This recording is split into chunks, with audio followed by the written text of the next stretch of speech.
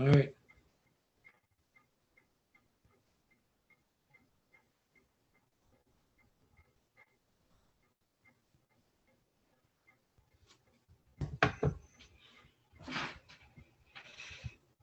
Redirecting the face. Do you have my page up on your phone? Yeah, my phone doesn't die.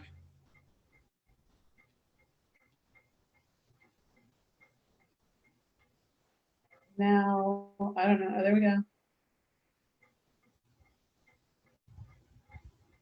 So it looks like we're live. Oh.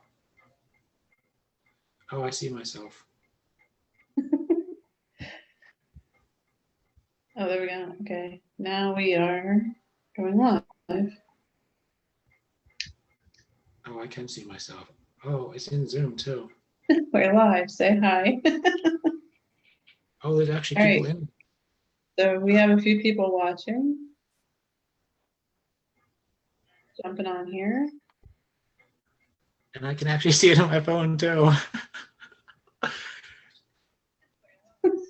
Just super delayed. Yes, it is. Oh, neat. And I need to figure out how to fix this.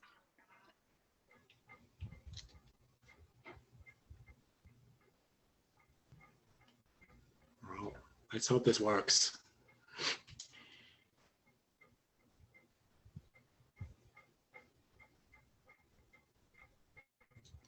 I can't hear you.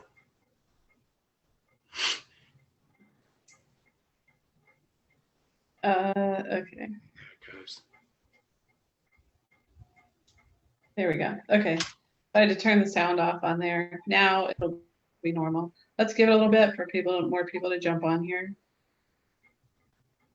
We had up to 12. Now it's back down to 6. Kelly's on there.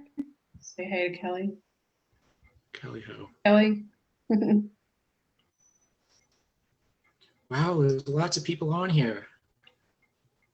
Up to 13. So we'll start in another minute. Give people a chance to start talking.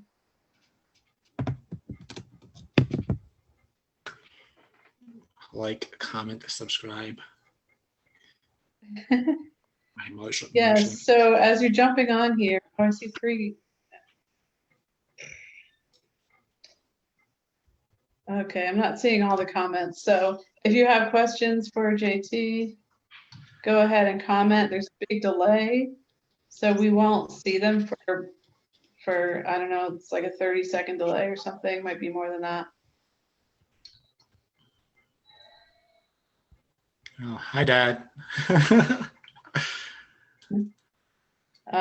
So did you see your dad in the comments? Yeah. Okay, I can't see the comments for some reason. Not seeing them.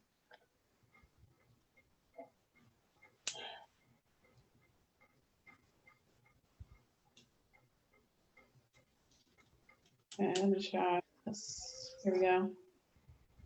All right, now I got the comments. Okay.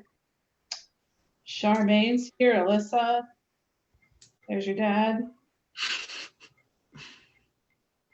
All right, cool. So I think we'll just get started. It's a couple minutes after 8. And we said we'd be on here at 8. We plan to go for about an hour.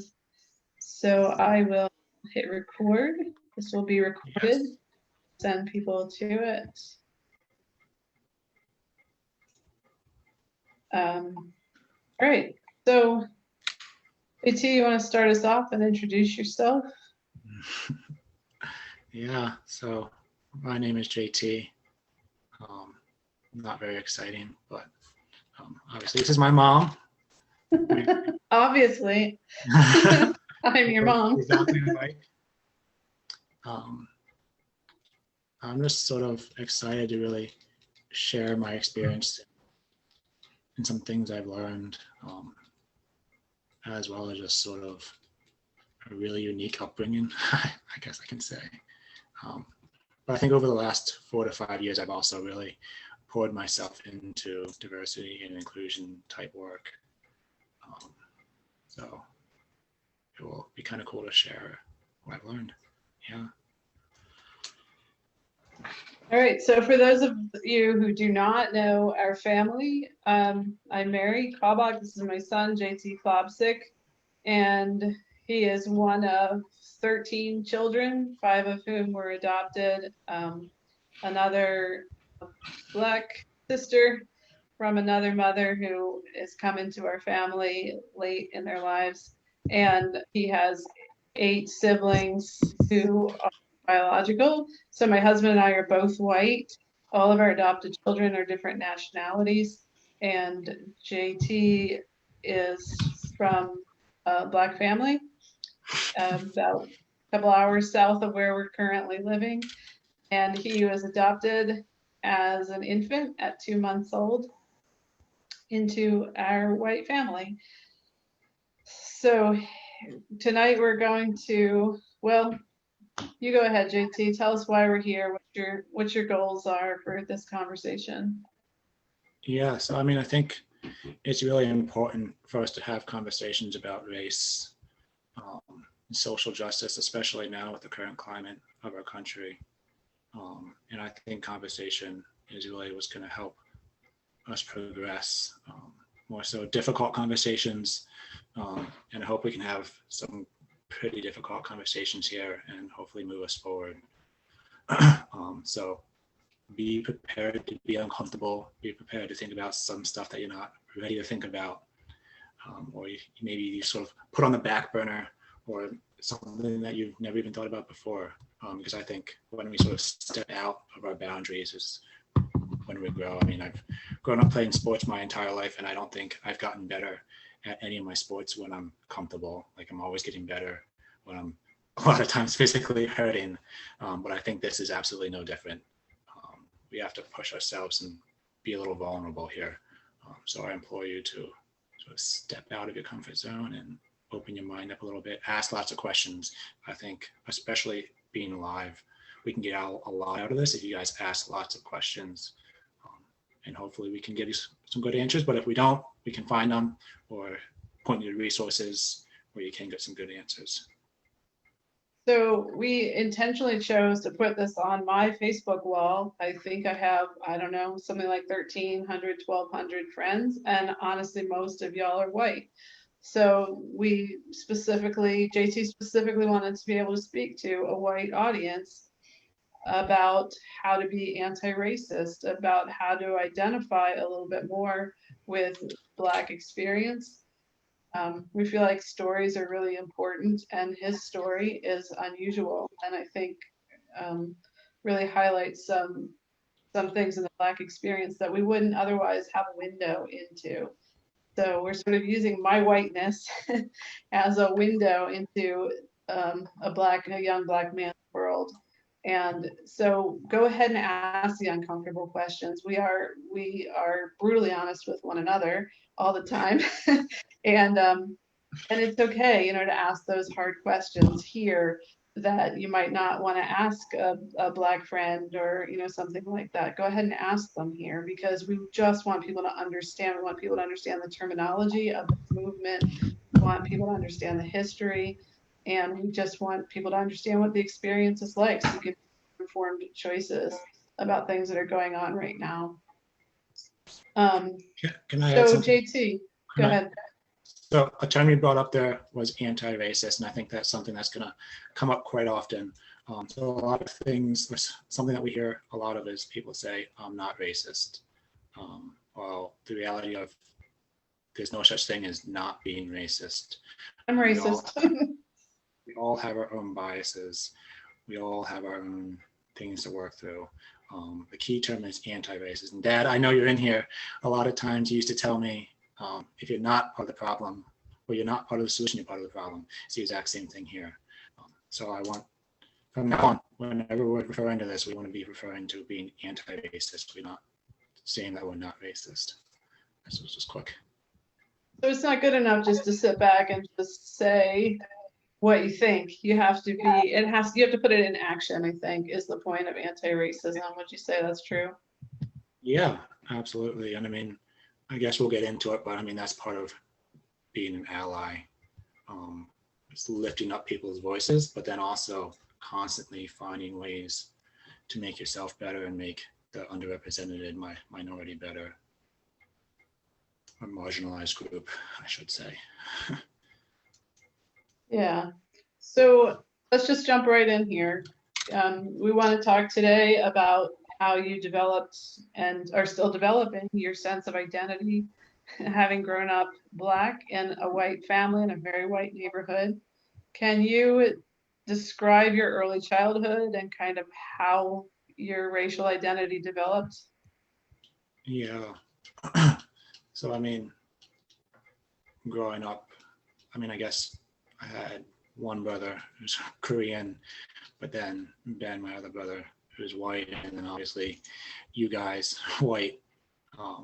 It's not very often that I saw a whole lot of people that looked like me.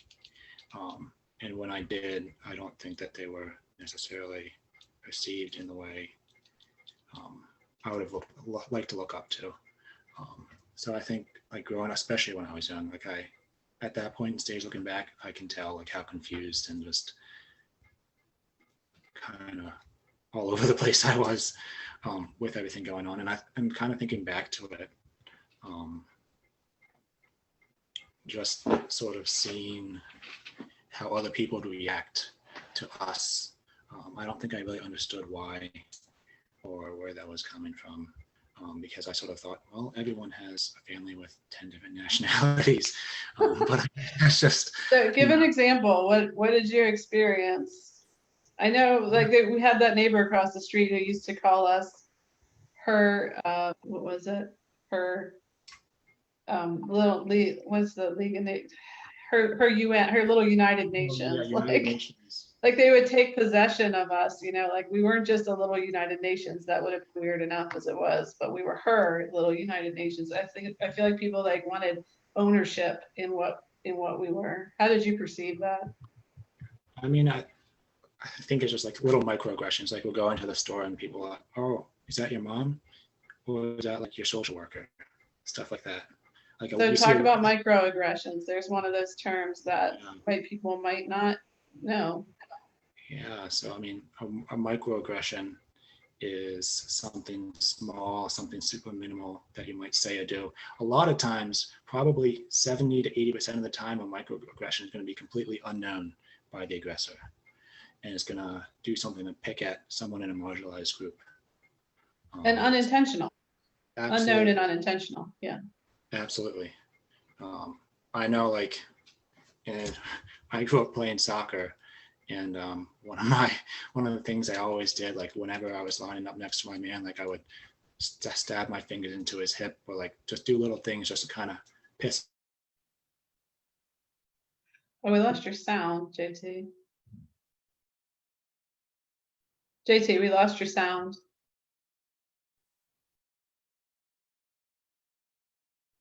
Whatever you did to fix that before, can you do it again?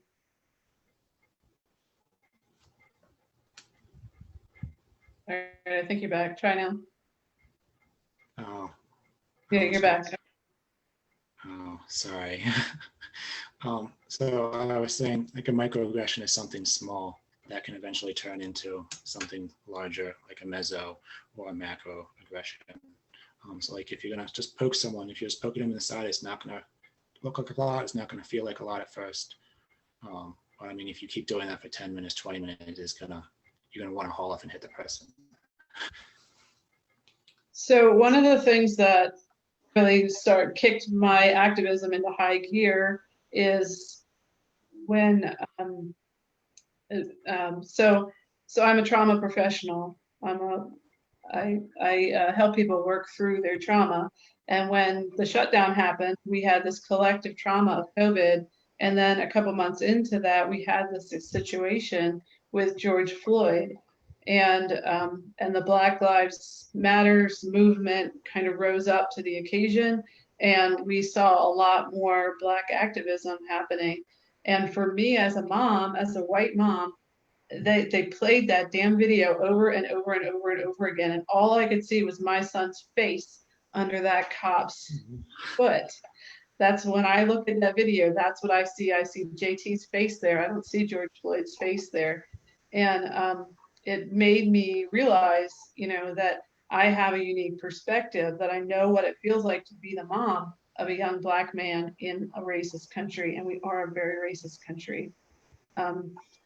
So just showing that video for me is a microaggression, right? For someone to be like, hey, did you see this, and show that to me. That to me is one of my little microaggressions. That's like poking at me and going, hey, and our Black brothers and sisters deal with this crap every day, all the time. So it's like JT said on the soccer field, he'd do these little things to bug people. Give them some more examples of microaggressions, because I really want people to understand this.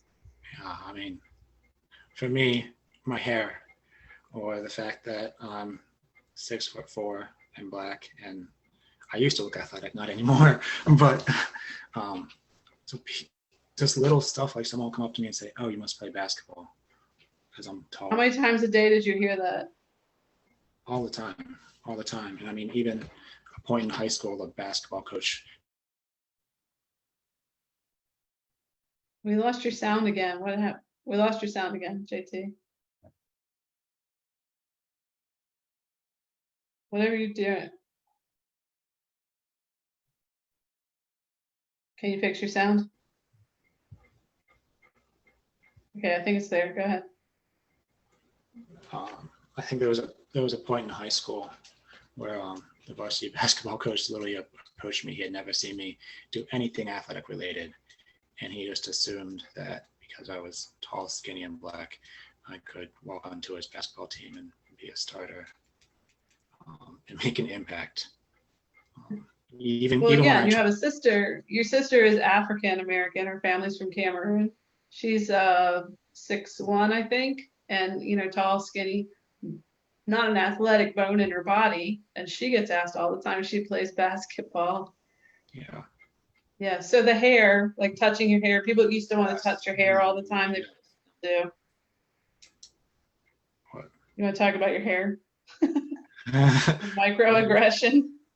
I love my hair, but for whatever reason, it's the subject of a lot of white people's, maybe because they don't understand what it is. But I mean, just the other day, someone was asking me about my hair, thinking that I would be dirty and I don't wash my hair.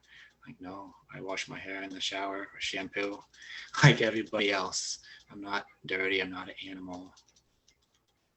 So somebody's commented here, Alyssa, so microaggressions being part of the deeply ingrained and subconscious biases, if I'm understanding that.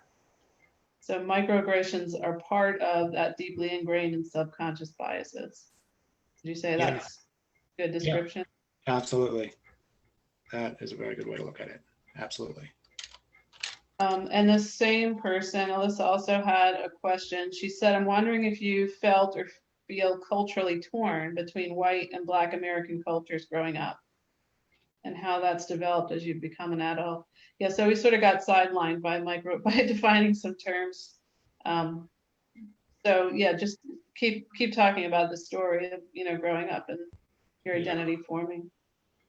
So like, I think growing up, I didn't really know where I fit in, especially being homeschooled. I wasn't as socially immersed, which could have been good, could have been bad to some extent. But like when I got to high school, living in Bel Air, Maryland, it was very hard for me to make friends. So these people are from all over the country. They don't know much about Bel Air, Maryland. Do you want to tell them what you mean by that? Bel Air, Maryland is very affluent. White? Yes, it's very, very white. It's very well off. It's about a little bit outside of Baltimore. So that's where all the rich people kind of go. It's kind of country-ish sometimes. But there's lots of money there, and the high school I went to also had a lot of money, and a lot of people with money, and a lot of white people with money, which I mean, I could talk about my high school experience, and that could go on for hours. But well, talking about microaggressions, remember we were talking about earlier in the cafeteria. Yeah, with a little Africa. So tell, what does that mean, Little Africa? Yes. So, and this is just another example of something that just kind of went way over my head. So Black students would always eat lunch together, or before homeroom would always hang out together. And somewhere along the line, I don't know where it started or why someone thought it would be a good idea, but it was called Little Africa, and it was just sort of known as that lunch table was literally called Little Africa, or that spot of lockers was called Little Africa, because that's where the Black people hung out. And that is maybe a little bigger than a microaggression. Yeah, well, it was allowed too. It was something that teachers knew about. Probably, I imagine teachers referred to it as that as well. And to be completely honest, knowing the amount of teachers that went to that school years ago, I wouldn't be surprised if they were doing the exact same thing when they were walking those halls. Yeah. So yeah, again, that deeply ingrained pattern. Yeah. Of how we see things. All right, so Alyssa's full of the good questions tonight. How do you deal with it when people you otherwise love and should respect reveal their biases through presumptive comments? So for Mary, same question sort of. When other white people make prejudiced remarks about Black people, maybe not knowing that you have Black and other racially diverse children, I find it hard to unsee, even though it's not intentionally meant to be hateful. So I'll address that just for a second. I was at my parents' house a couple of months ago, and there was a party happening up the street. And this is a place, when I was growing up there, it was very white. There's been the Black community has spread out further and further from Baltimore City. And so this was a party that it was a huge party. There were cars lined all up and down the road. It was actually problematic because it was affecting traffic, and it was starting kind of later in the day. But their neighbor came to me and said to me, "Did you see that piece of trash that just parked in front of my house?" And he was referring to a Black man and a Black woman who were getting out of their car. And I looked at them and I was infuriated. And I told him, "I don't see trash. I see human beings. And you may not speak to me about that. You know, like I'll take a stand for it, and I'll tell people they're being ignorant jerks." Yeah. Because I can't stand for that. And there's a lot of that prejudice even in my own family. And it's hard. It's hard to deal with. Go ahead, JT. This hits on a hard issue for us because we have some racial folks in our family. I mean, when you see it, you call it out. Like, that's what you got to do. And especially as a white person, you have that ability to do so.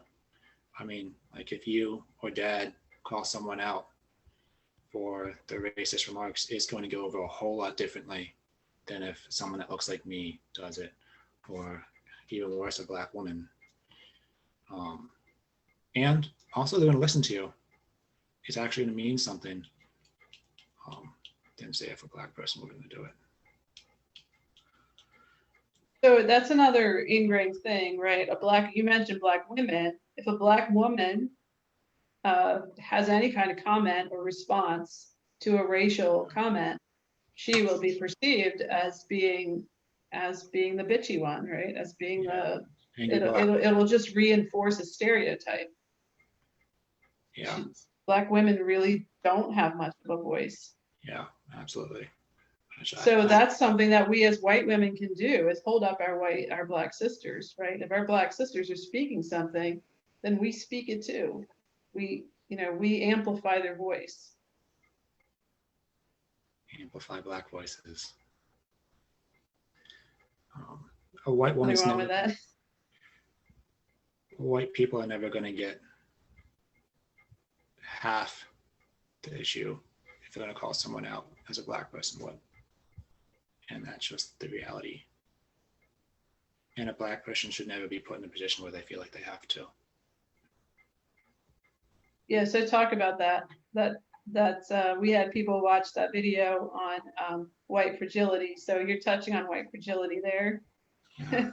So, white fragility is white people getting uncomfortable with being white or being challenged of their whiteness, being their power being challenged. So that's where fragile comes from, and then obviously white describes it. Comes from being white. Yeah. Yeah, Latanya, a high school friend of mine, who is a Black woman, says we get labeled as being angry. Yeah, so the angry Black woman is a kind of trope that white people like to put on Black people. What reactions does JT get if he tries to speak to someone who's made a racist comment? So you as a Black man, somebody's made a racist comment, you try to call them out. What kind of response do you get? Latanya, I'm so sorry, honey.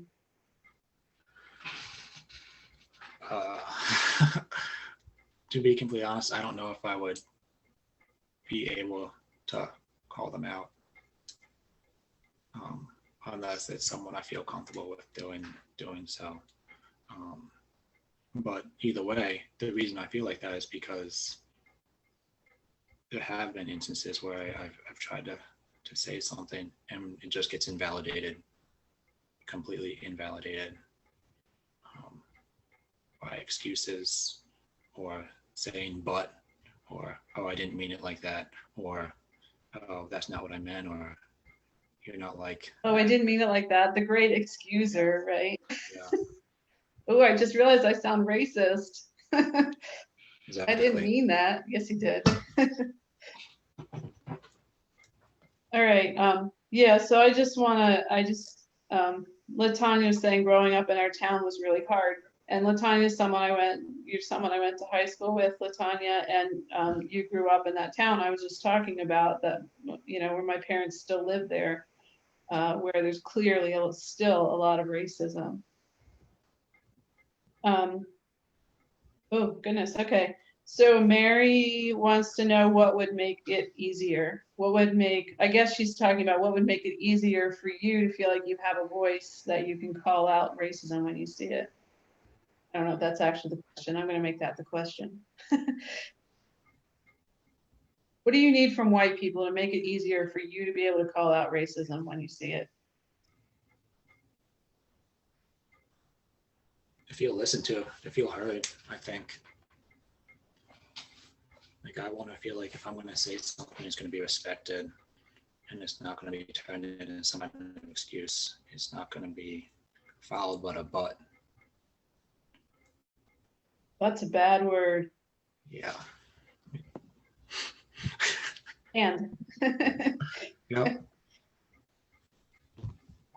So Laura wants to know, how can white people be better allies?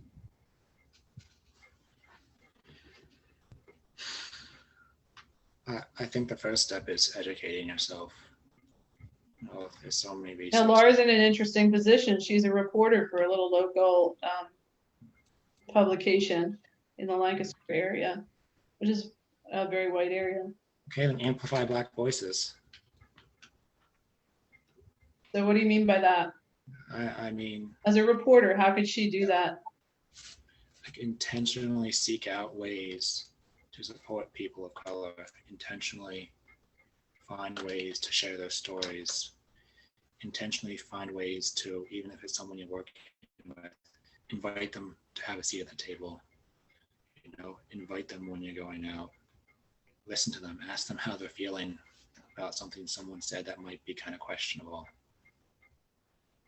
Give them a voice, because a lot of times we don't, and we're not going to be given one until someone else in a position of power gives us one. And I mean, I've seen that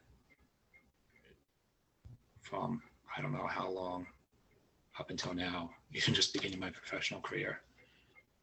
Like, I'm not going to have a voice until someone in the power seats gives me a voice. Yeah. So you've been an advocate, a diversity and a mental health advocate in the college level for the past, what, 5 years or so now, ever since you started your college career. Yeah. At every level of student athlete government, from your university level all the way up through national level. And how often in that experience did you feel like you didn't have a voice because of the color of your skin? Yeah. Yeah. I mean, quite frequently. And I mean, a lot of times because when I go to those meetings or when I'm in those rooms, I am the only person that looks like me. So I'll either be looked at for one, the diverse opinion, like what do all Black people think of this JT?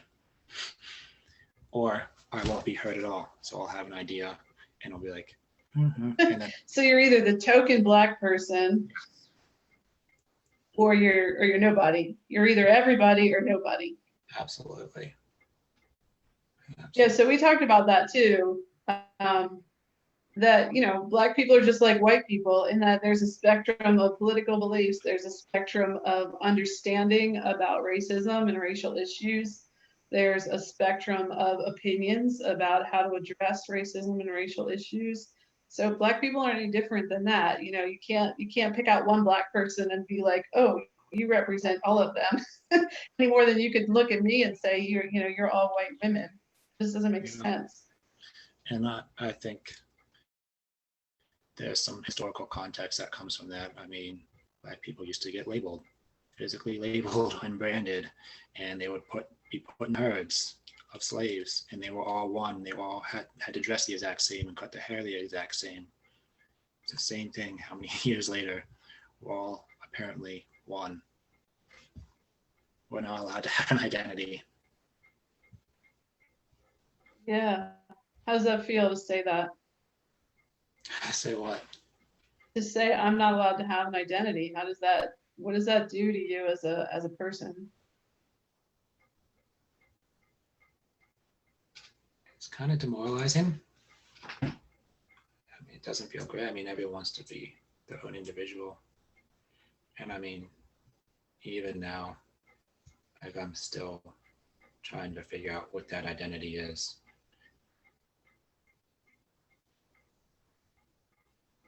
Yeah, so keep talking about your story. We've got a few more questions and comments here. Yeah, Latanya, again, we were talking about white fragility, and she said it means you spend a lot of time trying to make white people feel comfortable around you. Yeah. Yeah, that's what white fragility is. So don't make a Black person make you feel comfortable. Be comfortable being uncomfortable in the room. Because a lot of times we are. Yeah, see what it feels like. Most of the time. See what it feels like to be the uncomfortable one in the room and sit in it. Don't make them feel better about yourself or apologize for you feeling uncomfortable.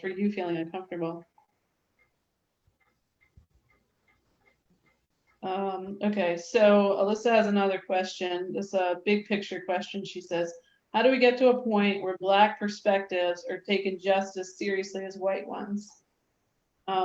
Like we can call out biased racist attitudes, but when Black people speak out, they're dismissed. So how do we get to that point where Black voices are heard?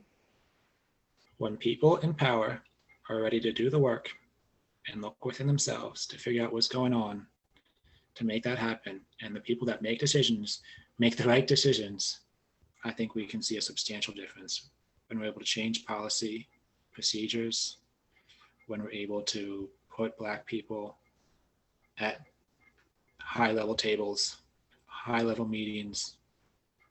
I think we will see a drastic difference. So we were just talking about this. We were just talking about like in the college athletic world, how many university athletic directors are people of color? I think it's something like 14%, 13% across all divisions in AIA. And what's the percentage of student athletes who are people of color? It's ridiculously high. I think it's somewhere in the 60s, maybe So 70. 60% of the athletes are represented at the highest level in their university by 14% of their own racial makeup. So when he says we can put people at the table, watch who you're hiring, watch who you're having conversations, watch who you're allowing into the conversation.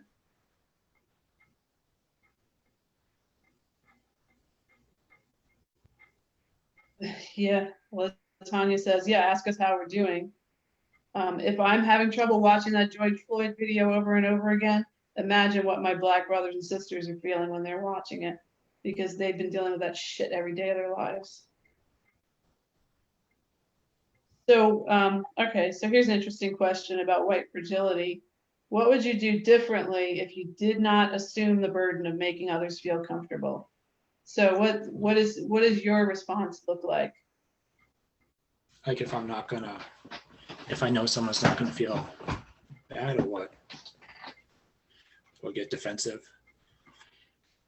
Yeah, so someone, you're having a conversation with a white person, they're starting to feel uncomfortable. How can you respond so that they can stay in that uncomfortableness instead of you needing to jump to make them feel more comfortable? I think that might be the question. Yeah, so I mean, I think what I've done, and maybe this is just because I have a degree in counseling, but like I asked them, like, how do you feel? Why do you feel like that? What is going on inside of you that makes you say that? And then I really try to understand them. I mean, people like to talk about themselves, so I let them talk about themselves. Yeah, but we're not going to get it out until people do talk about the core of why they hold the beliefs they hold, right? And they may not know. It may just be that's literally all they've heard or seen their entire life. Yeah. Yeah, and Alyssa's comment to that question was, it's something for white people to educate ourselves, soul search and solve.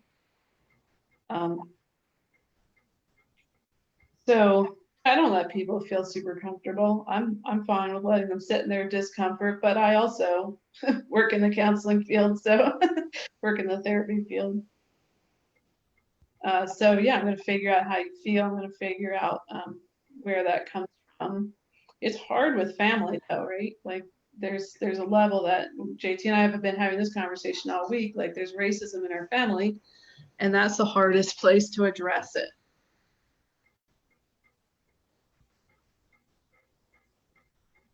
Is when it's right there in your family. Yeah.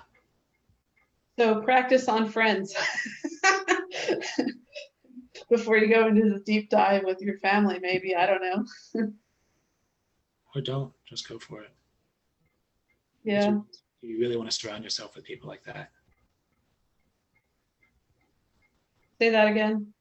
Like, do you really want to surround yourself with people like that? Do you really want to let that be your environment? Call those people your family?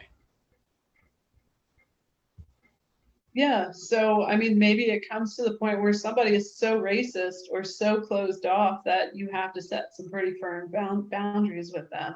And you've said it over and over and over again, they're still not listening. And so maybe it's time to set boundaries. It's time to forge new relationships with people who are listening and are going to be more active in your cause. All right, so Karen wants to know, and Karen is a big ally of this movement. What are your opinions about voting in November? Go vote. Everybody vote. Vote. And Just vote do some it, more. right? Just vote. So the one thing that I've been that I got a little insight into recently is the power that there's a lot of elected officials that have power in these places. So your sheriff, your local sheriff is often an elected position. If you have a racist sheriff, you're going to have a racist department, and these police brutality stuff is going to be allowed to continue. Your like local judges, they have a lot of control over who goes in and out of our prisons, and our prisons are full of people of color. There was just an activist in a town in Pennsylvania who was arrested for being at a protest. They just rounded up protesters and arrested them, like they're doing. It was a trans woman, and she was arrested, and her bail was set at $1 million protesting because she was a Black trans woman. $1 million.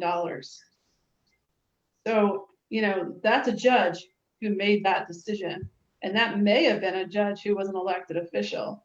I don't know. I don't remember the situation who the judge was. So our little local judges, your clerk of court, these little local elections are just as important as the national elections, because that's the nitty gritty of where people are treated with, the difference between being treated as humans and being treated as not human is what's happening. So learning, are my elected officials racist? If they aren't, keep them in or vote them in. If they are, vote them out.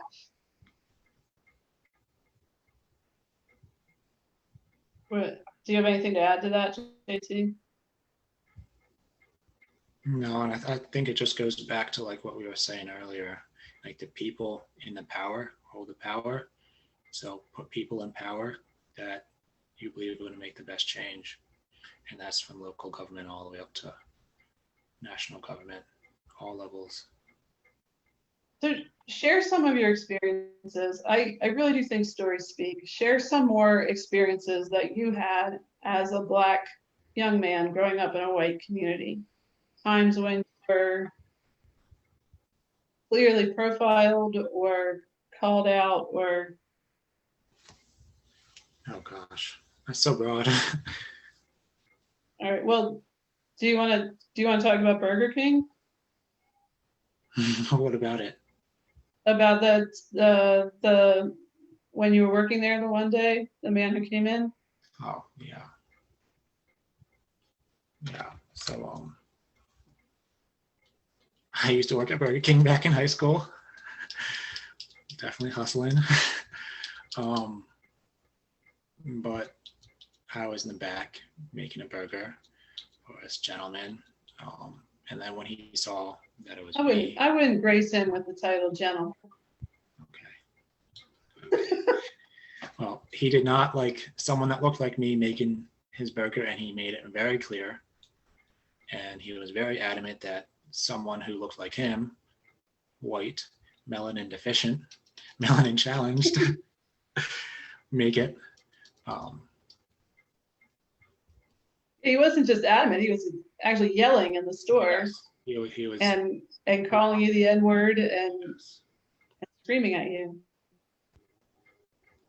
So here's the interesting thing about that. Here's what I find interesting about that, right? Your white brother worked at that same Burger King. Did he ever have a moment of an experience like that? I'm sure he didn't. And was that unusual for you there? I mean, it was unusual with the level of response he gave, but how about microaggressions there as a cashier in a Burger King in a white town? Yeah. Or a line cook or whatever. Yeah. Because I mean, to him or to them, like a little white high school boy working as a cashier or whatever, he's just like trying to get a couple bucks. But to see a big Black guy, same age, like that narrative is completely different for whatever reason. We know the reasons. What's the reason? And it's just, again, it's just that narrative that has been told over and over again. And defining the identities of Black men, Black women, Black people. Put us in this little box. Just like I was saying earlier, like we're all the same type of person. We all have the same beliefs. We all like the same music, like the same foods. It's the same culture. What you get? Yeah. Latania's talking about a macro microaggression when a coworker said her hair was down and straight, and she got a compliment. Oh, you look so professional with your hair down and straight, right? So she went ahead and educated that person about how that made her feel. And hair is a big issue in the Black community. Hair is very important in the way you present yourself, in the way you're perceived. You've gotten a lot of, are you Jamaican or Caribbean or something because you've had dreadlocks since you were in 7th grade. So there's just these assumptions that are made based on your hair. Crazy. Or I look like some NFL player. Yeah. Well, every NFL player that has locks is you. You look like that person. Yeah. Yeah. So how about that? All Black people look alike. Exactly. Like we're all the same, apparently. Says the person who has a Black friend, right? All right. So what else did you want to talk about we've got about 15 minutes left. These are great questions and comments. We really appreciate you guys being part of this conversation. This is exactly what we were hoping to do. What else did you want to get in here about how your identity developed? Did it? That's part of what you wanted to say is it's still developing, right? Yeah, I mean, I'm still really young, I would like to think. So, and it's nice to really think about it just because I'm young and just out of college and trying to figure out what's next in my life. Or it's hard to really figure out what components are coming into play. Is it because I grew up in a white family, so it was really hard for me to identify with the white culture, and also really hard for me to identify with the Black culture, or is it just because this is the stage of life that I'm in? So I think that's something I've been thinking a lot about recently, actually. A lot about. Where do you think it falls? I think a little bit of both, to be completely honest. And I think maybe I'm even a little bit delayed in this stage because I spent so long trying to figure out where I fit culturally. Because like I was always too white for Black kids. And I don't want to say that, but having white parents and white family, Black people do look at me differently and think I speak differently. But then, so let's talk about that. Let's talk about that thing where Black people would look at you and say you're too white. What does that mean? I'm not part of the culture. I don't talk like them. To an extent, I might not even think like them. And I mean, it was hard. It was really hard, especially because when white people would label me as one of them. So that's another thing I think I struggled a lot with in high school. High school was not a hot 4 years for JT. Yeah, high school was hard for you. School was hard for you. Well, and I think for you, you had that little added thing of just, adoption and attachment, and that's just hard. You're separated from your birth family. So you're separated from your birth family racially, culturally, but also, you kind of lost that mother bond, and that's part of it. Yeah. I think. So I guess when someone says to you that you're white because you have a good vocabulary, because you're well spoken, because of the way you dress, maybe, how would you respond to that now? I think now that I'm a little more confident in myself, I might kind of come at them a little bit sarcastically and be like, why can't I talk like that? Why am I talking white? Am I talking too white for you? Like, and the amount of times people ask me if I have a British accent. They ask if you have a British, that's a new one to me. I didn't realize that. Because I think Americans associate British with speaking really elegantly and really well. I don't speak the best, but I think I speak pretty well. And so for whatever reason, they see a Black man speaking like that. So LaTanya wants to know, did you get you're not like them? Oh yeah, Oh yeah. Yeah, and Laura, okay, so Laura has a couple of nephews. They have a black mom or a black dad and a white mom, so they're biracial, and they've had some similar experiences to what you're describing. Um, and for them, it's that they're not black enough, right? Because they're biracial, I guess. But they're also not white, so they're not black. Do you feel like maybe your experience is similar to someone who is biracial? No. No, I don't. No. Okay, so why would you say it's not the same? Just because the color of my skin is very clearly brown. There's no in between. So what if it was a biracial person who has the same skin tone as you, has the same melanin level there?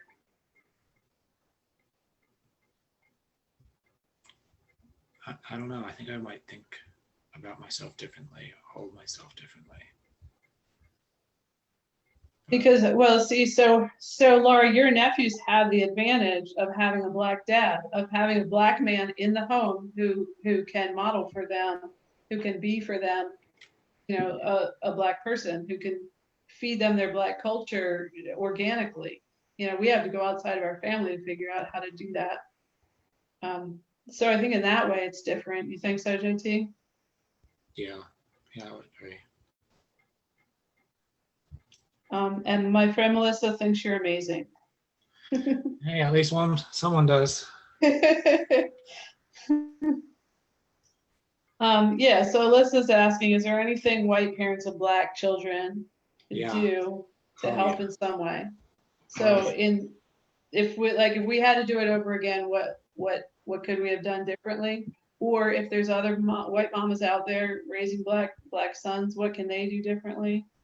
So I would have loved, and I know you guys did do this, but made a good effort to, is to really immerse me in Black culture, and allow me to see Black people as the same way that we saw white people. Yeah, honestly, I don't think we did a good job at that. I don't even think I knew enough to try as hard as I could have. Like, growing up with Ben, like literally pretty much being the exact same age, but white, like the way he would see things in the world, everything was like him. Everyone looked like books, movies, TV shows, like they were all white. He could see himself there, and I never had that.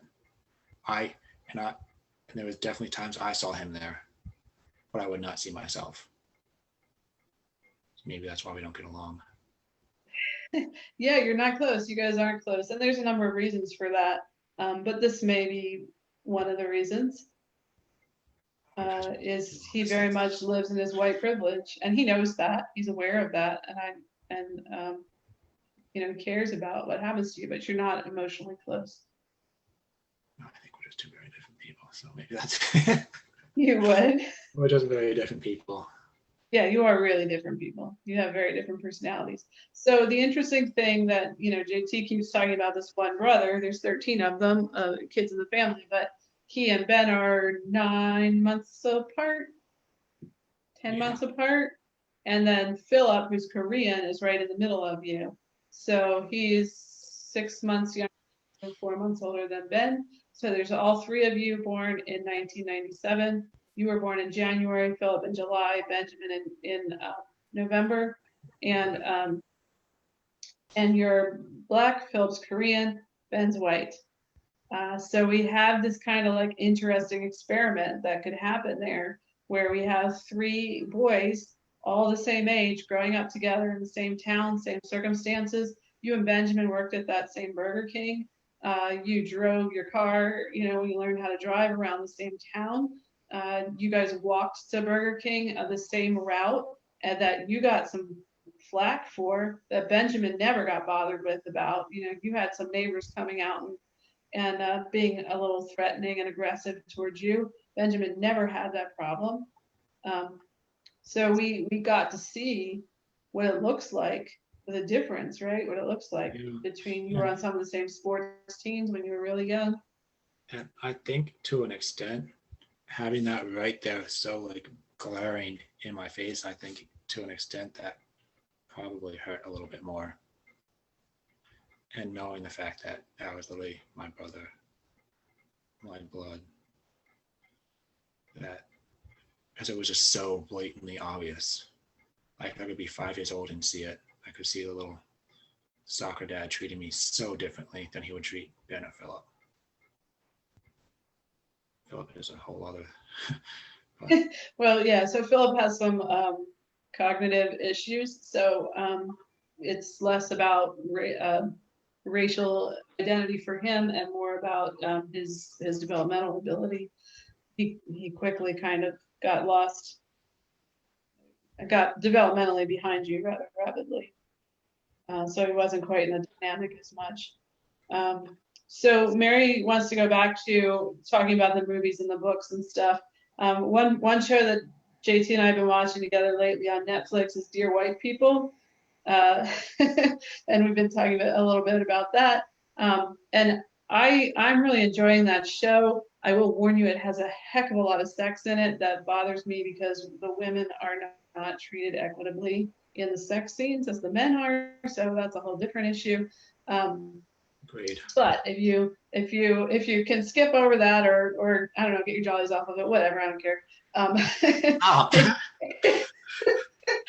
It really is, I think, JT, do you think, a good perspective into just Black college students and what their world is like. And they deal with a lot of these hard issues. That show talks about a lot of these issues. Absolutely. Do you think it's a good representation, JT? I think so. And I think shows like that, Black IF. I know Disney Plus, they just put like a Black collection on there. It's great for younger kids. I watch it because I'm still kind of a kid, but there's some good stuff on there.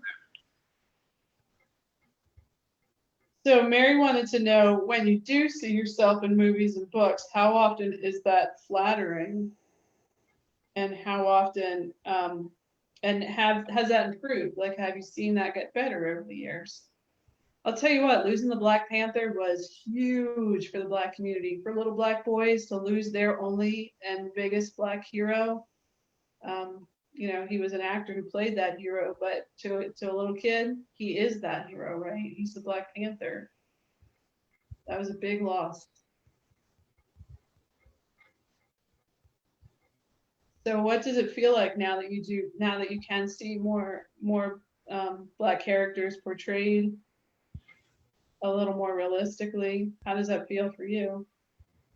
I mean, I personally love it.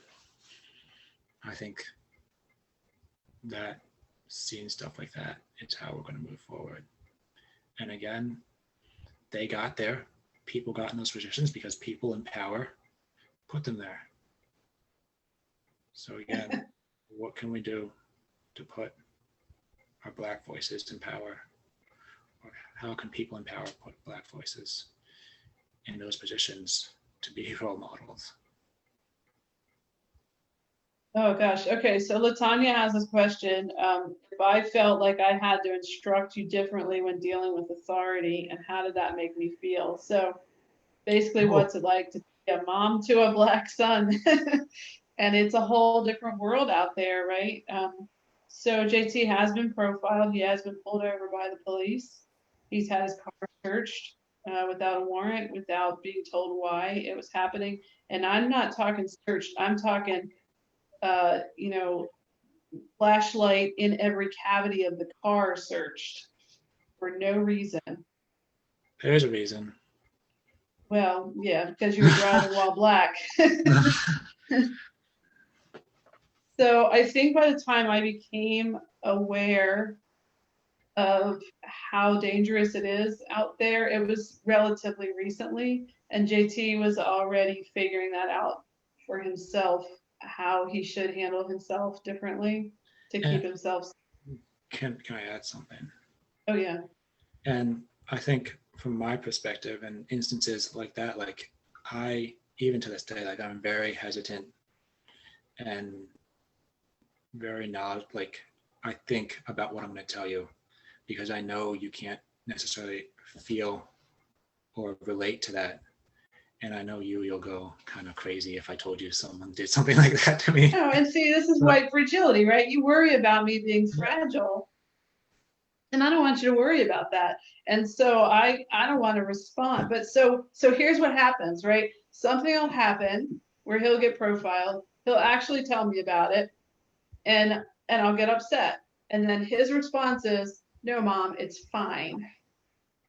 And what do I say every time you say that? It's not fine. It's not fine.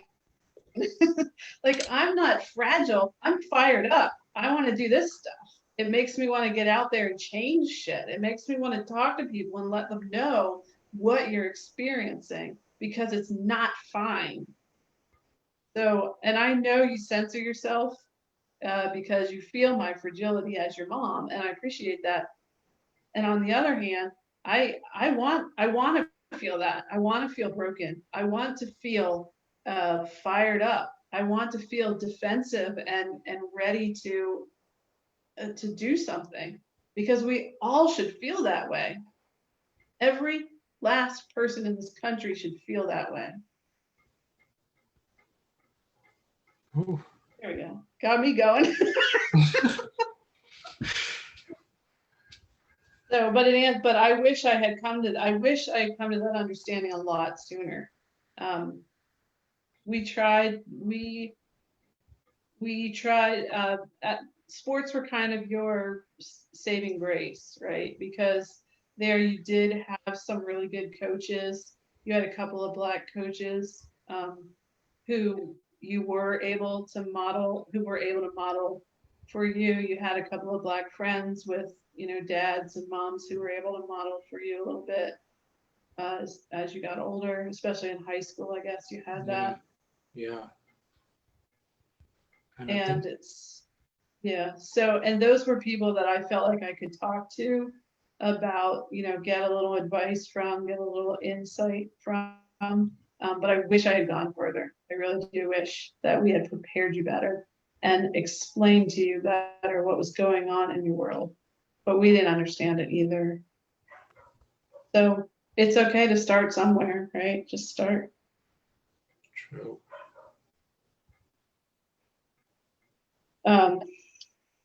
Yeah, gosh. Okay. So here's a perspective from Melissa as a teacher. We need to make sure kids have mirrors and windows. Kids need to see themselves in stories as well as learning about other cultures. Yes. So they need to see themselves reflected back, and they need a window into each other's cultures. I like that a lot, Melissa.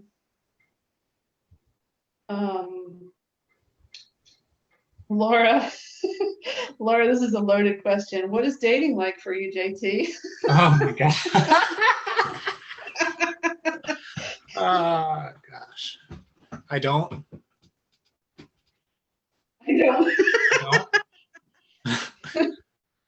All right. So in the past, when you dated, Black girls or white girl, or Black women or white women? Black. Yeah. Besides one. Would you date a white woman? Yeah, I would. Yeah, I would date whoever, but as a Black man, I feel like one, I would just be terrified to do that. It would be terrifying to date a white woman? Yeah, I would be terrified because I know how easily things could get really bad and how easily a story could get flipped on me somehow. It's scary. It's very scary. So this says a little bit about your history with dating too. Okay. All right, relax. No, I hear that though. That's a big statement. You would feel maybe under more scrutiny. You're out on a date, you're holding hands or whatever with a white woman in public. I feel like I'm being watched, and then I think the other component would be her family, because not all families are going to be like the home that we have, So, and I think it would be hard for their family to accept a black man. I hope it wouldn't. Yeah, I would hope not. I would hope. I mean, It's it's just, 2020. Like, why would that be hard? I cannot fathom this. But the truth is, it is hard for some people. and maybe I'm being dramatic, but either way, it's a thought that I have. See, there, right there. That's a comment. You put yourself out there, and then you censored yourself. I'm being dramatic, right? You put that. You flip the stereotype right around on yourself. Yeah, you're right.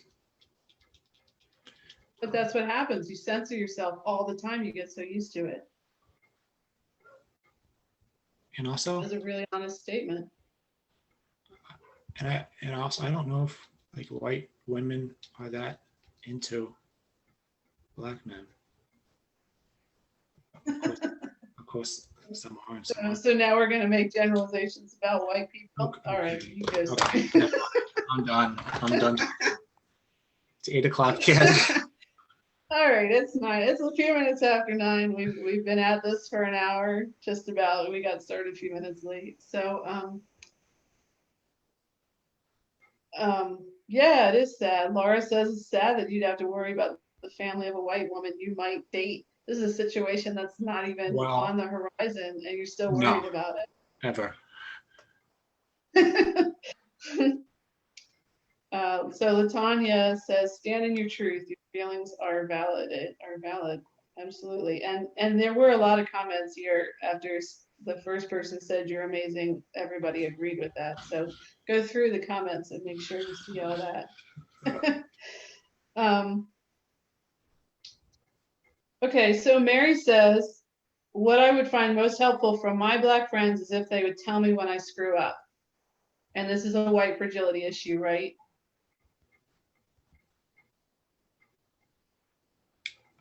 I appreciate that. I wish everyone was like that. Yeah.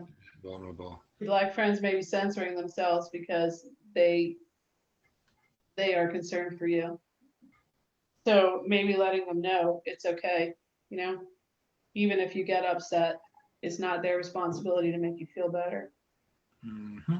Or educate. All right, so I think we're going to wrap this up. If you all would like us to do more of these, if you have a specific topic you'd like us to talk about, especially if it's something that would involve a little more research, you know, we can do whatever you guys want. I'm so excited that we got this response tonight, and I really appreciate all these questions, all these comments. I really appreciate that I have people in my life who want to hear these conversations and who are willing to talk about these things, who are willing to look at yourselves. We both deeply appreciate that. That's Thanks, Dad. our goal for tonight. So if you'd like to see more, we can do more. If you have a topic you want to hear, you know, everyone put a topic. Everyone give us a topic. I want to talk. Yeah, give us a topic and we'll do more, because we just like hanging out with each other. Cindy Cantor's on here, JT. Hi, Cindy. Follow me on IG. Oh, she said I worried when I moved into Bel Air that I'd be depriving my kids of a lot of culture. So I can't imagine how difficult it might have been for him. So this is the mom of one of JT's soccer buddies. All right, so lots of thanks, and thank you all. This should be, we are recording it. It should be, it should stay up on my page. So if you have people you want to watch it, you can send them to my page. My page is public. Anything that's on there, people can see, share, talk about, comment on. And I think we're gonna call it a night. No one put any topics. So what's that? Oh yeah, put topics. He wants JT wants topics. I know, aren't we, Melissa? Yeah. Melissa says we're adorable together, aren't we? Yep.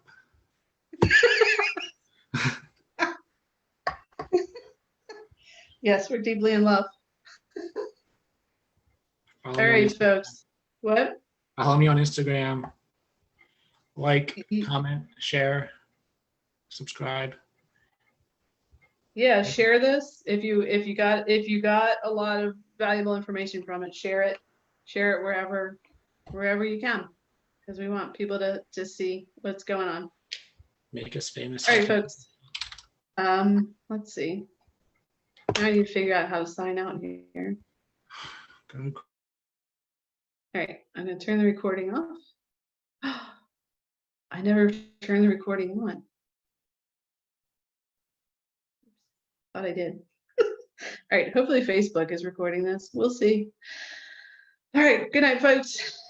I'm gonna cut you off, JT. Yeah.